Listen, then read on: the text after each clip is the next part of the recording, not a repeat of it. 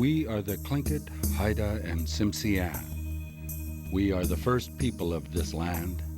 We are grounded in our past, and we look to our ancestors for guidance, to shape our future, to persevere. Sealaska, a native corporation owned by 20,000 tribal member shareholders and guided by their tradition of environmental stewardship and community enrichment. By strengthening business with culture, Sealaska is a growing tradition.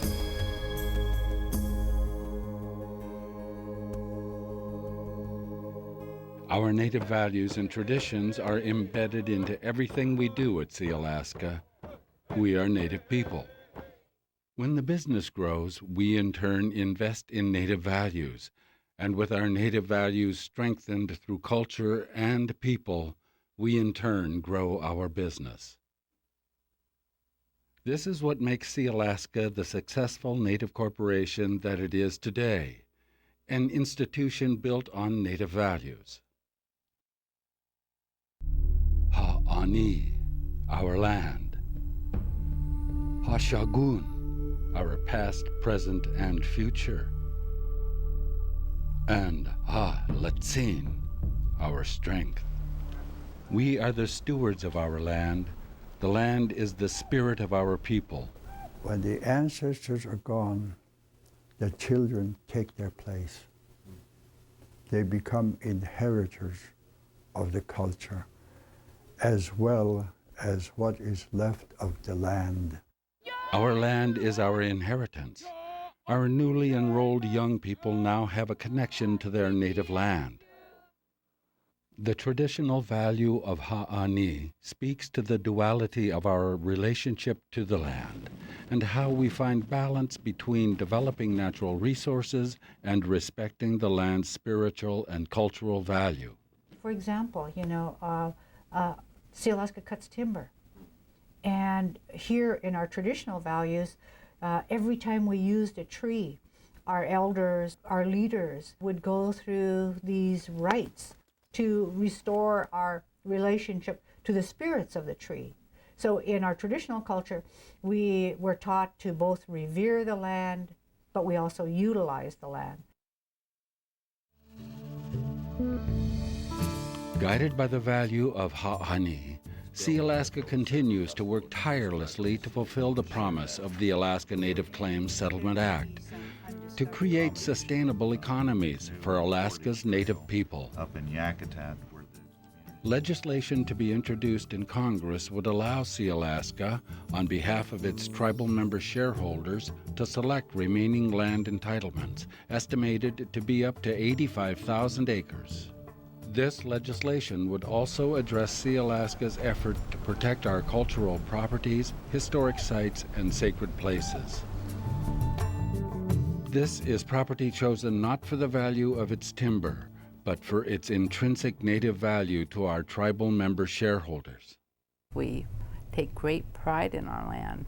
And then when you fly over or travel and see, this is Sealaska land, it does give you pride. large bore.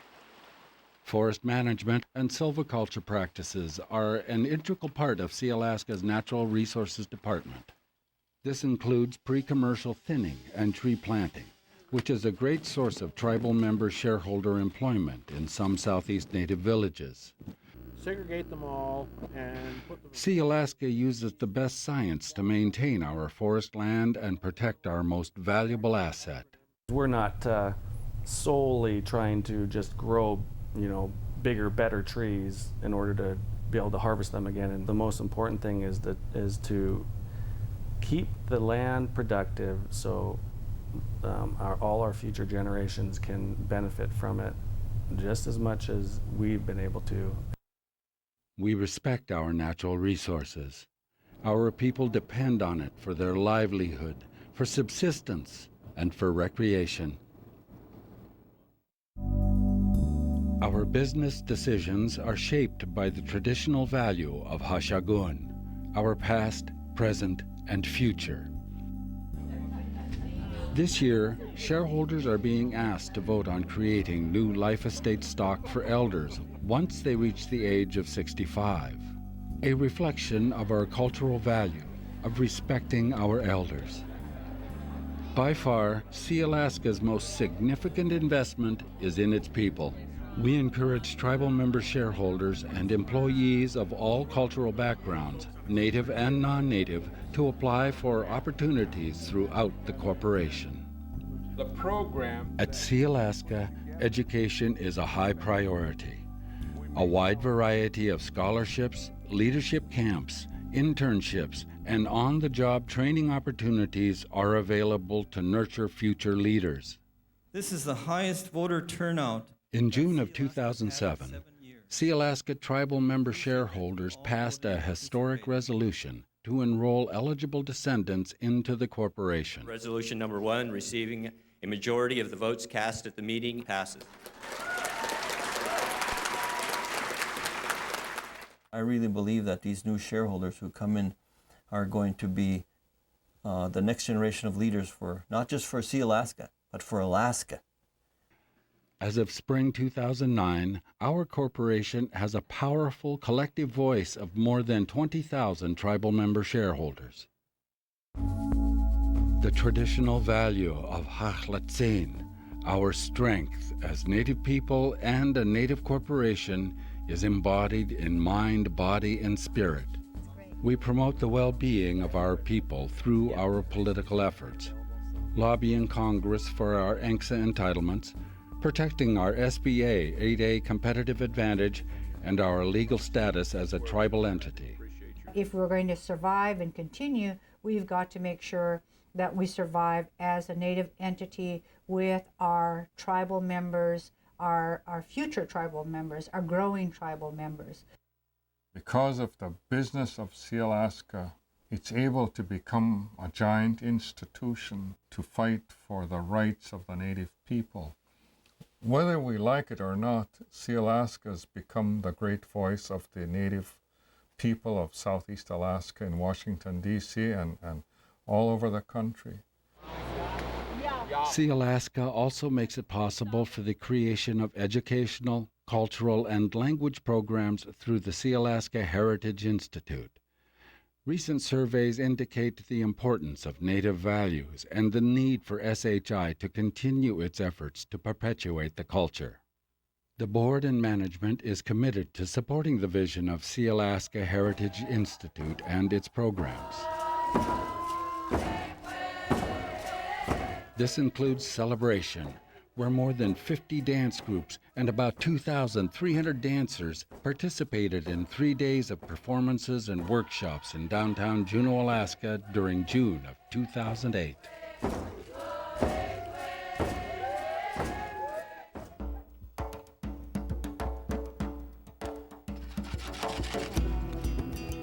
Just as our Native values drive the success of our business, the success of our business supports the perpetuation of our Native culture. In order to survive as Alaska Natives and as a Native institution, we must take the gifts our ancestors bequeathed and keep our culture, language, and Native values alive. We have a culture. We have a part of the world that we can call our own. We have a history. We have a language that we work real hard to try and revitalize. There are people who want that kind of sense of belonging, and we have it. We work for our elders, for our young people, and for those yet to be born. Building stronger individuals, families, and communities. Together we can continue to shape our story. The Sealaska story.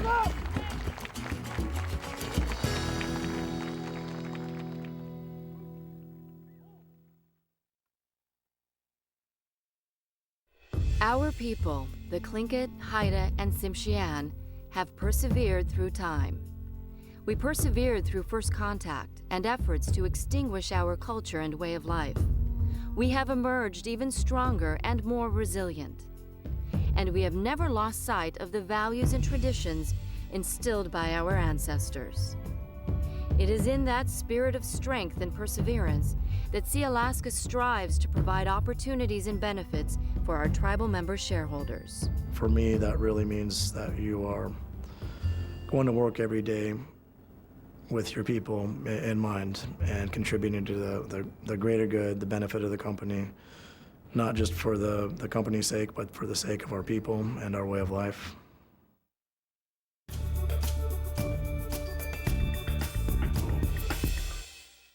Sealaska works at the crossroads of Native culture and global business. We, like so many other companies, are prone to economic changes and the subsequent collapse that started in 2008. As a local, regional, and global company, Sealaska cautioned shareholders about the emerging economic volatility. We structured our business and investments accordingly to withstand the downward cycle. For the next 4 or 5 years, we are really trying to redirect the permanent fund to be invested in assets that do provide as much downside protection as possible. What we are going to do is to try and to adjust the portfolio slightly to find those investments that provide downside protection if there is a negative swing in the market. This statement was from an interview recorded in June of 2007. As anticipated, years of extraordinary returns ended in 2008 as a result of the national recession. 2008 saw Sealaska's first substantial losses from both the permanent and investment and growth funds. These losses, however, do not represent a cash loss. Sealaska still owns these assets, and as the markets recover, so may the value of these investments. In 2008, our losses matched the losses of our investment market benchmarks. But the long-term returns of Sealaska's investment funds continue to outperform the market. Sealaska is weathering the current recession and remains financially strong overall. In addition to our investment funds, Sealaska has business operations that can be divided into 3 categories: manufacturing, services, and natural resources.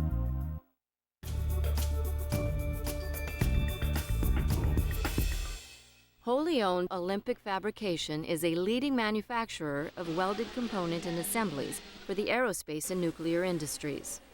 The company has completed projects for customers including the Boeing Company, U.S. Department of Energy, and Lockheed Martin. With its certification as a SBA 8A company, Olympic Fabrication has the potential to produce positive net revenues in the future.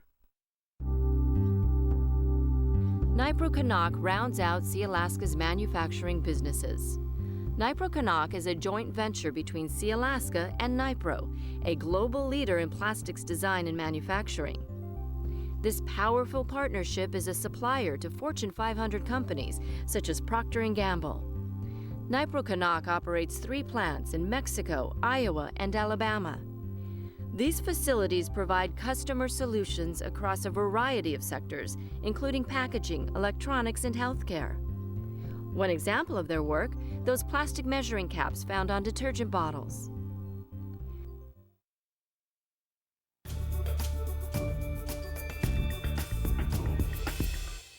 Sealaska's second segment of its businesses is services. Sealaska expanded its global presence with the launch of 2 new companies. Sealaska Global Logistics provides ocean transportation, customs brokerage, and warehousing. This wholly owned subsidiary builds from our years of experience in shipping and is led by tribal member shareholder Ed Davis. Sealaska Wood Product Solutions distributes and markets high-quality finished products made from wood found in certified sustainable forests throughout the world. Managed Business Solutions, or MBS, is located in Colorado Springs, Colorado. MBS provides information technology solutions worldwide to clients such as Hewlett-Packard. MBS employs more than 300 technical professionals, including Vice President and tribal member shareholder John Duncan. These 3 here are the artist areas. Sealaska Environmental Services, or SES, was built from our skill and experience in environmental and natural resource management. SES provides environmental remediation and consulting management to both private and government entities. SES has global operations that span from Alaska to Malaysia. SES employs 12 shareholders and is led by tribal member shareholder Derek Frederickson. Recently, SES hired Sam Bergeron, a shareholder from Ketchikan, as a Kazakhstan site construction manager. In 2008, SES continued its growth and continues to win government contracts. 2 years ago, Sealaska purchased a majority ownership in Kingston Environmental Services. Kingston Environmental Services is based in Kansas City, Missouri. It offers a range of environmental management services, from indoor air quality testing to hazardous waste management and disaster recovery services.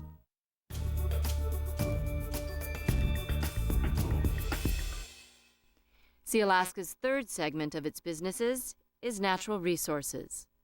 The Sealaska Timber Corporation, or STC, has been a driving force in the Southeast Alaska economy for nearly 3 decades. This wholly owned subsidiary is headquartered in Ketchikan, Alaska. STC was built on the harvesting and marketing of timber on Sealaska land. Today, STC is building on its heritage and creating innovative ways to create new revenue in the changing timber industry. This includes the creation of our 2 new companies, Sealaska Global Logistics and Sealaska Wood Products Solutions.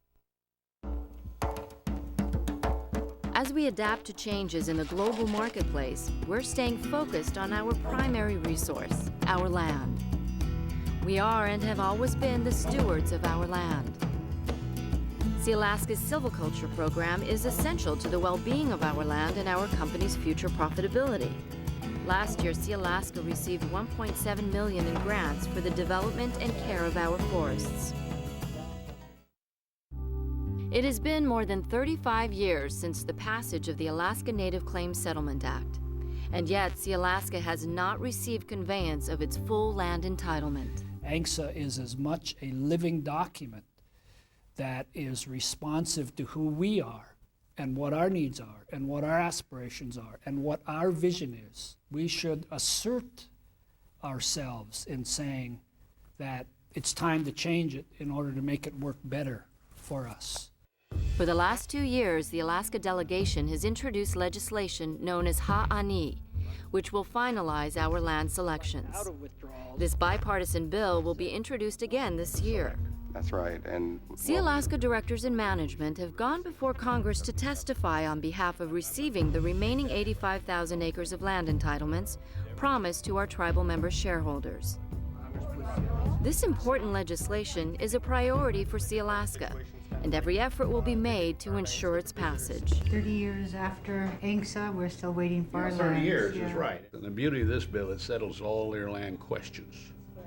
And that's why we want to do it. It's crucial this legislation is passed so Sealaska can continue its role as a positive economic force in Southeast Alaska. to be able to have the strength of the institutions to be able to forge a future for all of us. And I think that that's really a lot of what Sealaska is ultimately about. When you link all of that with our culture and the knowledge of our ancestors, I think that's really what Sealaska is. Just as our ancestors before us, we are prepared to stand strong during difficult and changing times. We will persevere. That is the spirit of the Tlingit, Haida, and Tsimshian. We are one people. We are Sealaska.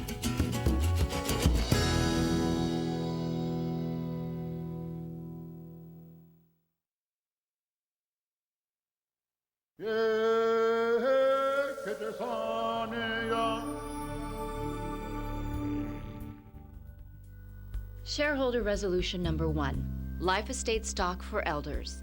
Should Sealaska issue 100 shares of non-voting life estate stock to elders, original tribal member shareholders, as they reach the age of 65? The Elders Resolution was put to a vote by Sealaska tribal member shareholders at the 2007 annual meeting in Anchorage. A majority of voting shareholders voted yes on this resolution. The resolution, however, did not pass because of the required voting standard. In order for the resolution to pass at that time, it needed a majority of all eligible voting shares to pass.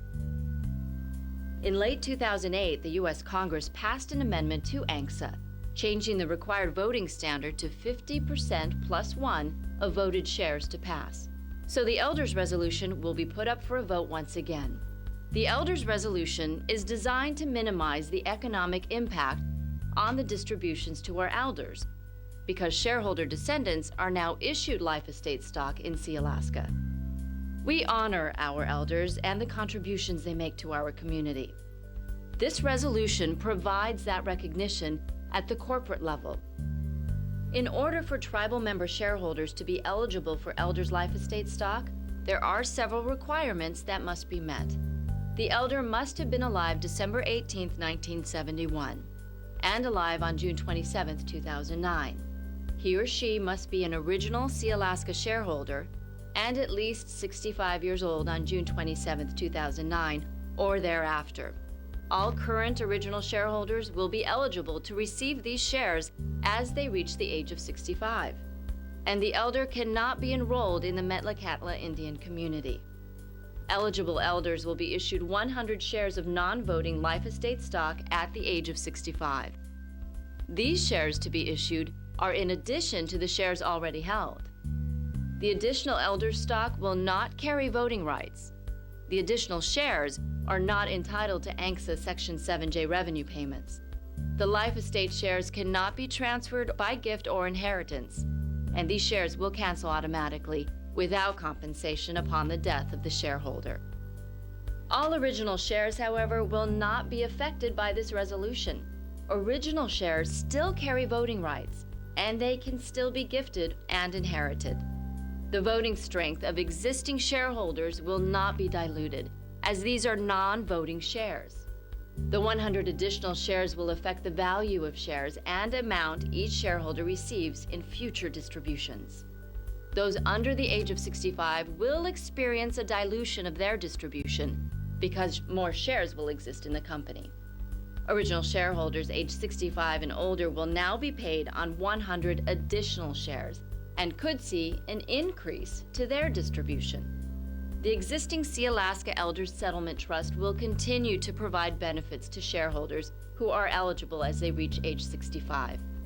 It's important to remember, discretionary voting does not apply to this resolution. The Sealaska Board of Directors urges you to vote yes, by proxy or in person, on the Elders Resolution.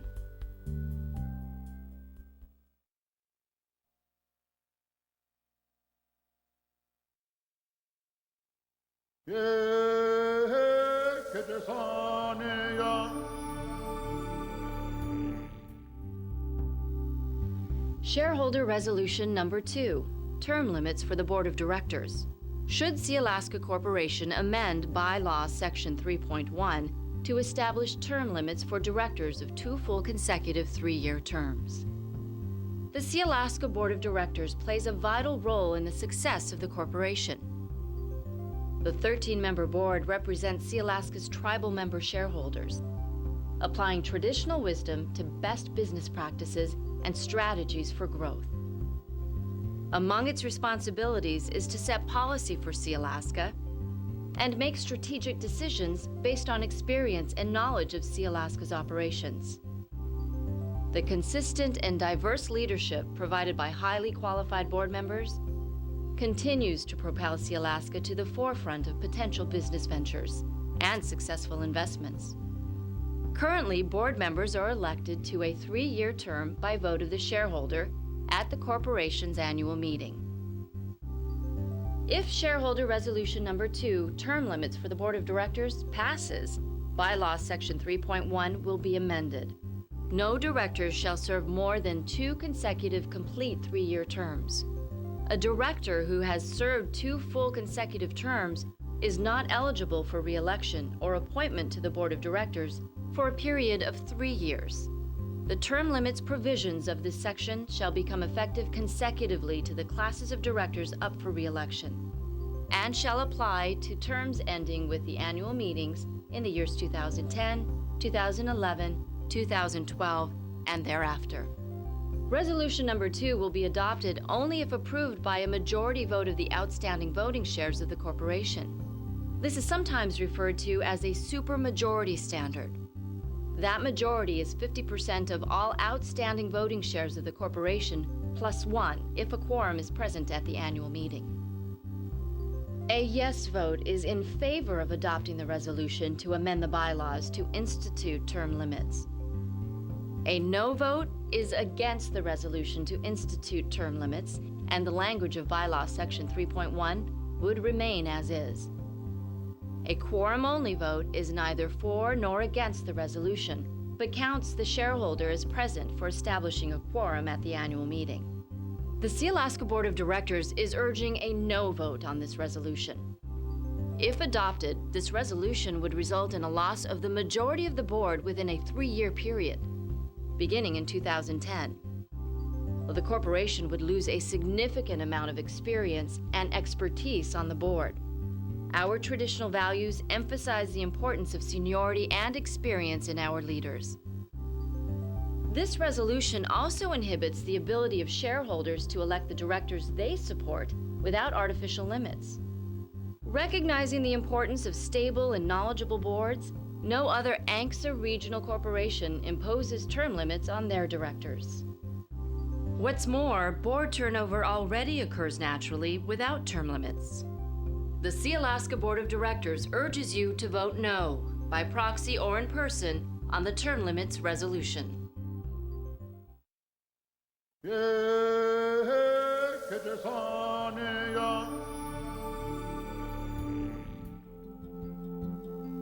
Discretionary voting. Your vote as a Sealaska shareholder is invaluable.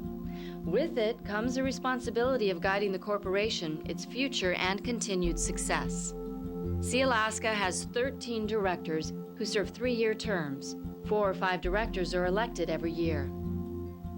The Sealaska Corporation proxy provides 3 ways to cast your votes when choosing a board director. Discretionary, where you give approval to the proxy holders named on the card to divide your votes among the board's nominees in the way they believe is in the best interest of the company. Directed, where you must indicate how many of your votes you want to give to a specific candidate. And quorum-only voting, where your votes will not be used for any candidates. Instead, they will only be used toward reaching a quorum for the meeting. Again, discretionary voting is a method where your vote is distributed by the corporation among the candidates on the Board of Directors slate. It's important to remember discretionary voting does not apply to the 2 resolutions on this year's proxy. Therefore, if you vote discretionary for directors, it is still important that you cast a yes or a no vote on the 2 resolutions. In the past 5 years, nearly 30% of tribal member shareholders chose to vote discretionary for the board-endorsed nominees. Shareholders voted 4 times in 1992, 94, 95, and 1997 whether independent candidates for the Board of Directors on the Sealaska proxy should receive discretionary votes. Each time, a majority voted no, upholding a tribal member shareholder right to vote discretionary. For that reason, discretionary voting continues to be a voting mechanism used on the Sealaska Corporation proxy.